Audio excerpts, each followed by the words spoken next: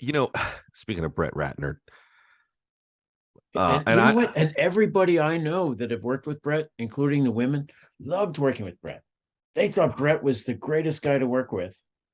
I see the look on your face, so maybe you have a different experience. no, But I'm just saying, I because we used to ask, I hired freelancers all the time, freelance post production supervisors, right, right. and we had some from the Weinstein Company and from Miramax, and we would ask about Harvey, and I can only think that they had NDAs because nobody ever said anything.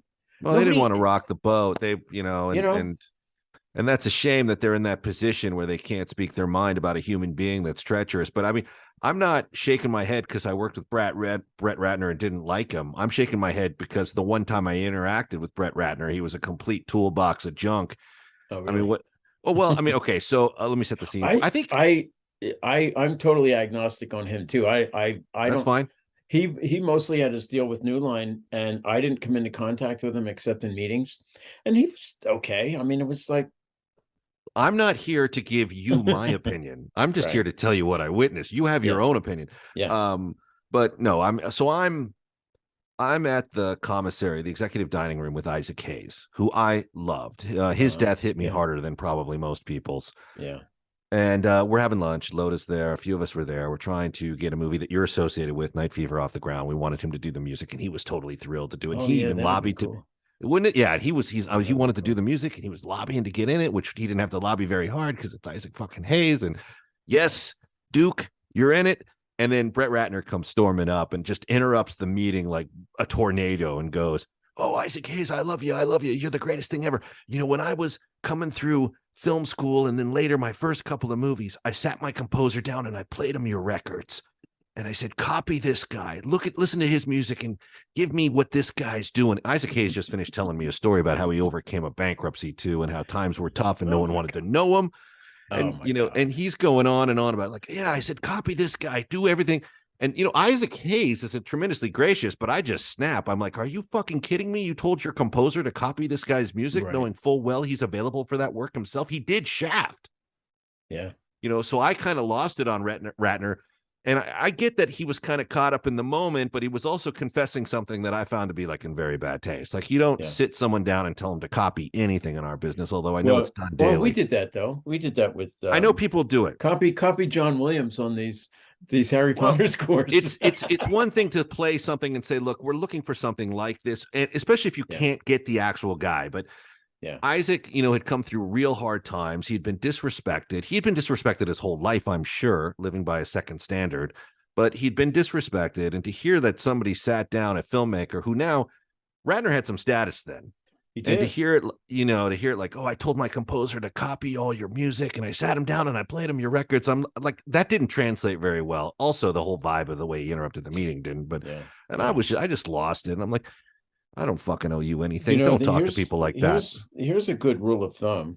Hmm. And I understand that that's a term that people object to as well. Okay.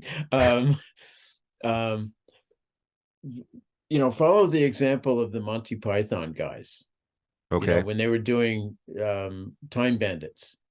Okay, we're going to get for Agamemnon, we're going to get an actor of Sean Connery's stature to do Uh-huh. this because they didn't think they could get Sean Connery. Right. And then Terry Gilliam or Graham Chapman, one of them said, "Well, why don't we just try Sean Connery?" Exactly. Exactly. And he was all in.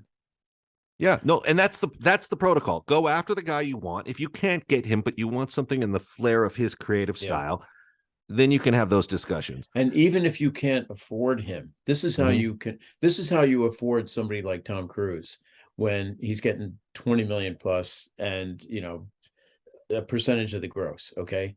So if you're going after somebody and you can't meet their standard rate, Mm-hmm. you give them what you can, but you shorten their days. Tom Cruise, we would love to have you on this movie. Okay. We can't afford to pay you $20 million, but you're only going to work 2 days and you're going to steal the movie like Tropic Thunder. Yes. Perfect Okay. example. Perfect example. We can't afford you, but you're going to have the time of your life and you're only working 2 days. And he did steal that movie. Yes, he did. Yeah. in a meeting. Yeah, I know, in about 2 seconds with the pecker.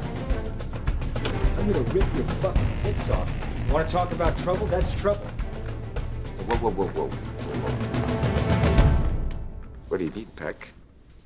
And more like, what do you need, Les? Glasses? What? So you can read the Tropic Thunder contract that guarantees my client, Tug Speedman, some form of digital video recorder on location? Huh?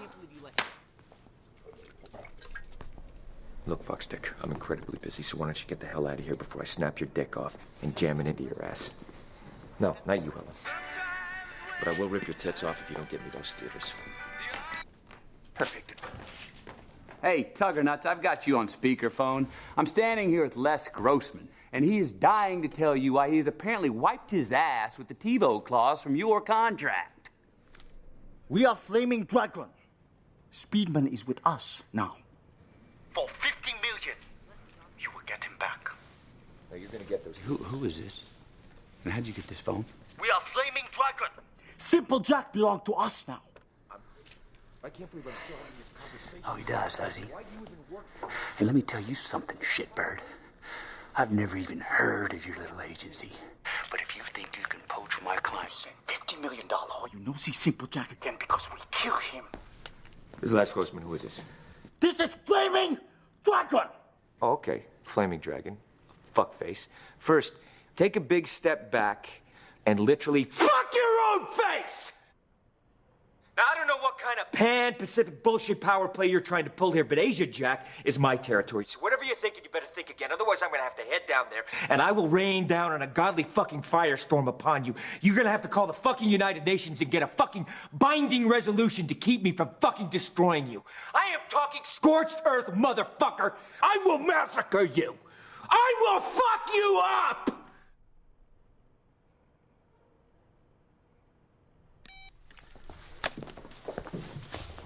Did you find out who that was?